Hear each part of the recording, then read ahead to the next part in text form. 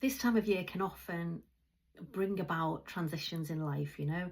I know for me, I always think about sort of 8 years ago when Abby, my daughter, was getting ready to go to high school, and kind of what that was bringing up for me. So she was going into the next phase of her life, and moving forwards, and realizing for me, truthfully, although my life was probably the best it had been ever by that point, feeling a bit left behind by her, feeling, that I wasn't moving forwards with my life.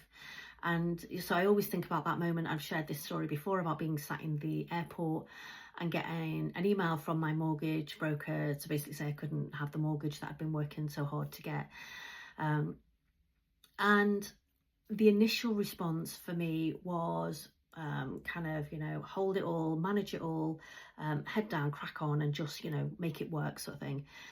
But then giving myself that permission to kind of go, well, I don't really want to do that. I want something different, and actually beginning to ask myself, well, what do I want?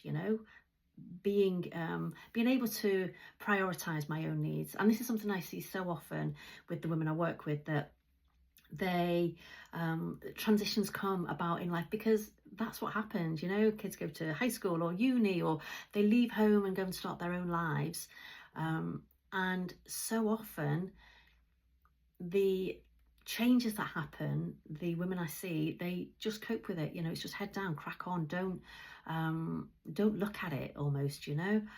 And I think it's really important for us to be okay to look at these things, to actually lift our head up, put the little interrupter in of the auto thoughts there of just take care of everybody else's needs, and instead look at, well, what do I want?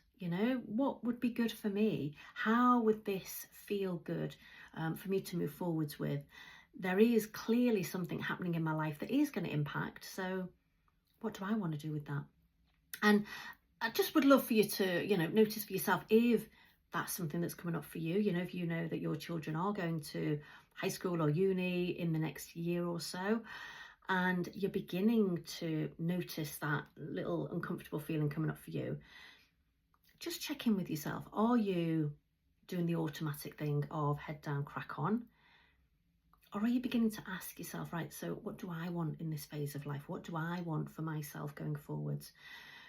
Because if you are in the head down, crack on category, then I'm going to invite you to just think about that. And if you want some support to move into the active thoughts and the active choices, then send me a DM. Take care.